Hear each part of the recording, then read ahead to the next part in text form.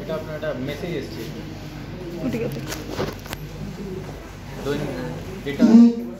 এবার হবিবুর রহমান জাস্ট সংক্ষিপ্ত কথা বলবেন, না সাংবাদিক দিনের তিনজন এসে গেছেন, ওনাদের কাছে বক্তব্য পেশ করতে হবে। অল্প কথা একটু উনি বলুন। এই যে এখন যে প্রেশার লগুলো আসছে, protection women from domestic violence act, এই ডোমেস্টিক ভায়োলেন্স অ্যাক্টও দেখছি দারুণভাবে মিসইউজ হচ্ছে। ডোমেস্টিক ভায়োলেন্সের শুধু ভায়োলেন্সকে প্রিভেন্ট করার জন্য আইনটা নেই, এর মধ্যে আরো এমন কিছু প্রভিশন ঢুকিয়ে দিয়েছে। আপনার রেসিডেন্সিয়াল রাইট দিয়েছে যে মহিলা মোটিভেটেডলি সে একটা কেস ফাইল করে দিল যে তার উপরে টর্চার হচ্ছে, তারপরে কমপ্লেন করে দিল যে শেয়ার হোল্ড হাউসের উপরে সে অধিকার বসিয়ে ফেলল, তারপরে মেইনটেনেন্সের দাবি করলো, তার রেসিডেন্সিয়াল রাইট সেখানে সে ক্লেম করে বসলো। এরকম ভাবে দারুণ ভাবে মহিলাদেরকে প্রোটেকশনের বা নিরাপত্তা দেওয়া বলুন এর ব্যবস্থা করা হয়েছে।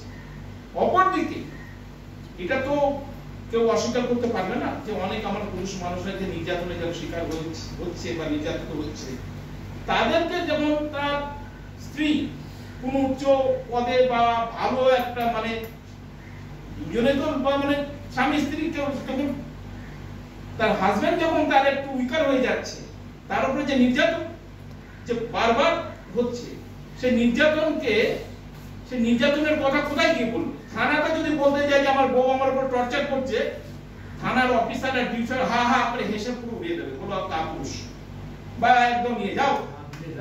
তো এই ঘটনাগুলো কিন্তু আমাদের আইনে আমাদের কোন রকম এই ধরনের কোন বিধান আমাদের নেই। আবার আমরা দেখছি, আমি দীর্ঘ বেশ কিছুদিন 5-7 বছর আমি দুর্বার মহিলা সমন্বয় কমিটির আমি লিগ্যাল অ্যাডভাইজার ছিলাম।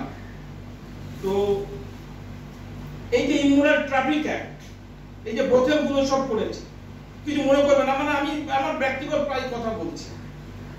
তো সেখানে ওটা কিন্তু ওখানে যে যাচ্ছে কোন পুলিশ হঠাৎ করে তাকে কেস দিল ইমোরাল ট্রাফিক অ্যাক্টে, তাকে বুক করে দিল, সে জেল খেটে ইয়ে হচ্ছে।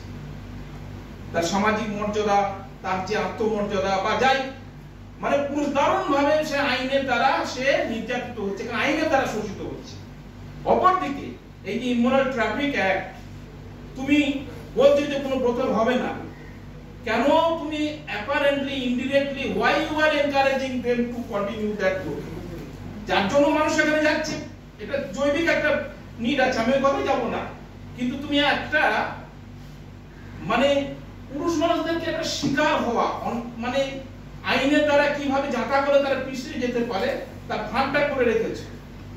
আমি বলতে চাই যে বর্তমান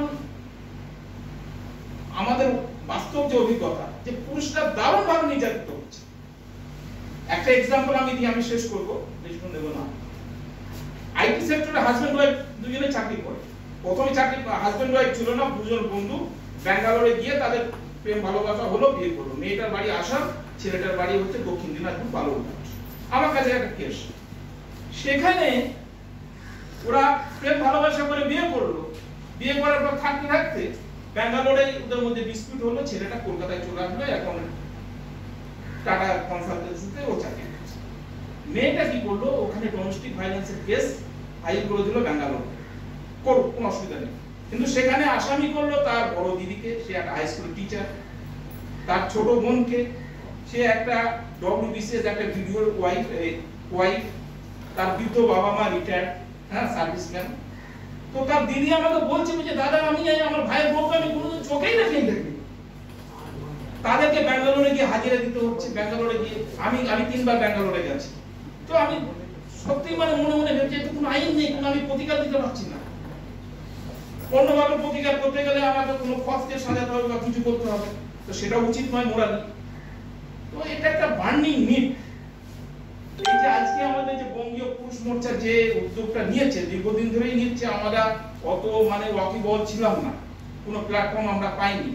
তাই আমাকে যখন তপন দা বললেন বা উত্তরণ দা যখন ফোন করলেন আমাকে, আমি বললাম আমি আজকে আমার রবিবার দিন আমরা সাধারণত চেম্বারে ব্যস্ত থাকি, আমি বললাম আজ আমি আসবো।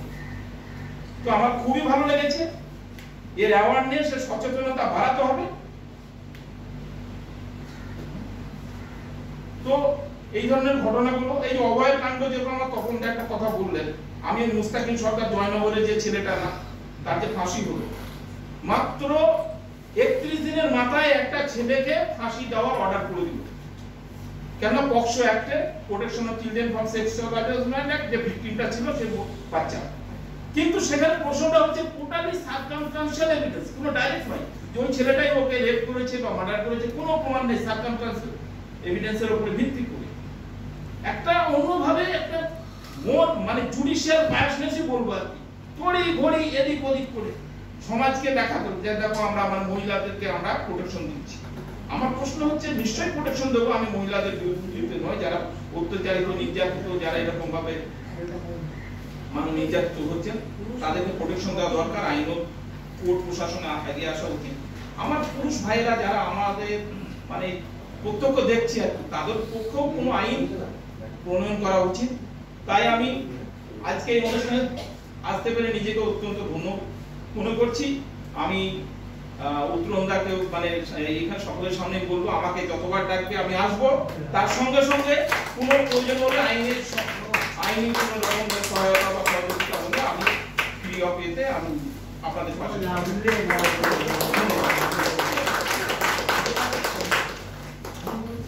আরেকটা একটু